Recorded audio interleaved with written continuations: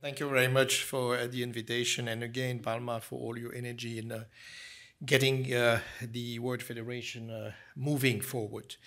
So very briefly, you know that clinical guidelines develop statements that assist practitioners and patients on appropriate decisions for healthcare in specific clinical circumstances.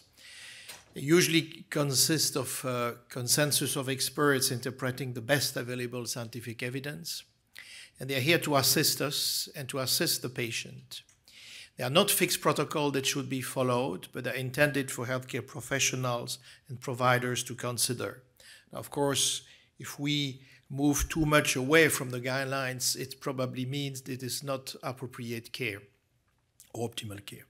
I will briefly address 4 topics: classes of recommendations and level of evidence, the importance of patient involvement, the educational value of guidelines, and to conclude why guidelines actually will later provide thought for foods in terms of future studies, innovations, and bridging gaps in evidence. We use the modified ESC classification, which is a little probably easier to use and to understand for clinical practice guidelines, as opposed, for example, to more complex classification going from class 1, where it's recommended in green you should do it, to class 2A, should or may be considered, or class 3, which is the mirror of class 1, meaning we should not do it either because it's harmful or because it's useless. Behind classes of recommendation, levels of evidence support what we are talking about. Level A are the strongest evidence, multiple randomized controlled trial, at least 2, or meta-analysis of those. If you have only 1 RCT or meta-analysis of non-RCT, it's level B, and basically everything else is level C. It's very important to look at the exact wordings of the recommendation when we develop them, of course, but also when we use them and we teach them. The reason why listed here is because all our class 2B recommendation with level C, so this is the lowest possible level of evidence and lowest class of recommendation. And I think they are a perfect example of recommendation that should be discussed and pave the way for future studies.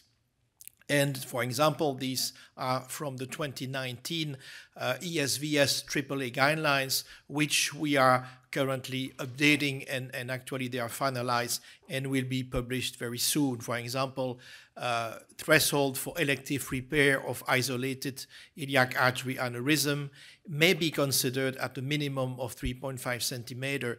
2BC means we do not have a lot of evidence, and so the class of recommendation is also rather weak. A question also is about being as flexible as possible when it's necessary and to leave some room for individual decision making. If you read these 2 recommendations, you will think they're opposite. They actually are not, but the question is how you interpret life expectancy. Recommendation 60, in patients with suitable anatomy and reasonable life expectancy, EVAR should be considered as preferred treatment modality, while in patients with long life expectancy, OPAL AAA repair should be considered as the best treatment modality. So obviously here there is a lot of room for interpretation. As I said, in a lot of time we have no RCT. By definition, we have no meta-analysis of RCTs, and here everything is level C. Again, it can provide foods for consideration for further guidelines. Now, we should not dismiss recommendations that are based on expert opinion, or all recommendations are level C, sometimes because they don't please the industry or for whatever reason. We do not have any RCT that show the effectiveness of jumping out of the plane with or without a parachute, but I personally would not like to be a patient involved in such a trial. So evidence of the C level is not necessarily weak. More and more we know that the involvement of patients is very important and it provides better results. So for example, to develop, again, the previous AAA guidelines at the SVS, but also the current one, we involved 8 men with small AAA that were under surveillance in Leicester in the UK, who previously attended a patient education on clinical management of small AAA at the background of ESVS clinical development process. And so this resulted into a document that improved clarity, consistency, and simplicity in the presentation of facts and recommendations. There are a lot of things, I mean, mostly we understand, hopefully, everything we do right or explain to the patient, but doesn't mean that the patient understands it, that he or she will understand it correctly. And so in every guidelines now, I think we should have a specific chapter, a few pages, with also pictures, illustration, drawings that can be used for the patient. For example, what is the risk of bursting if I have a AAA, and the patient should consider there is always a balance between the risk of observation and the risk of doing EVAR or open repair. The guidelines carry tremendous educational value, and so at ESVS, but also at SVS and various other organizations, especially the ESC in cardiology, we do cover all topics that I would call are part of the core curriculum of vascular surgeons. And you see here on the slide all the topics that were covered over the last 8 years or so. They are all available on the app. We also sometimes develop guidelines with other societies, such as the ESC, the European Association for Cardiothoracic Surgery, or the SVS and the World Federation on CLTI. And doing so, obviously, enlarges the scope of the guidelines, or at least the people that are involved in their development, especially this is a big value of the World Federation. This year, we already have 4 guidelines that have been published on radiation protection, antithrombotic therapy in vascular surgery or diabetic foot, and PAD, and you see other coming or plan, and hopefully we'll get soon a kickoff meeting of a new version of the CLTI guidelines with the SVS and the World Federation. When I say it's important for education, when you see an algorithm like that, which is available on the app also, you understand immediately how visual it is to help physicians, to help fellows, residents, and down to medical students. For example, in this case, for patients with suspected chronic venous disease based on history, what type of examination, what type of treatment.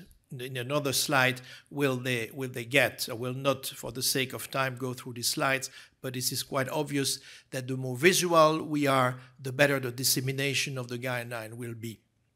And then finally, to address the question about competition or opposition between guidelines and innovation, it's obviously not the case. For example, we have, as I said, numerous recommendations. These are from a rather old guidelines developed by the ESC on the aortic disease. Look at the one that I encircled. The axillary artery should be considered as first choice for cannulation for surgery of the arch and aortic dissection. It means it's a two-way, so it's, let's say, rather strong recommendation, should be considered, but it's a level C, so we need more evidence. Same for TVAR in either uncomplicated or complicated type B, aortic dissection. It's a 2AB or a 1C, again, rather low level of evidence, and especially for a class 1 recommendation, we need more evidence. Or for patients with aortic arch aneurysms.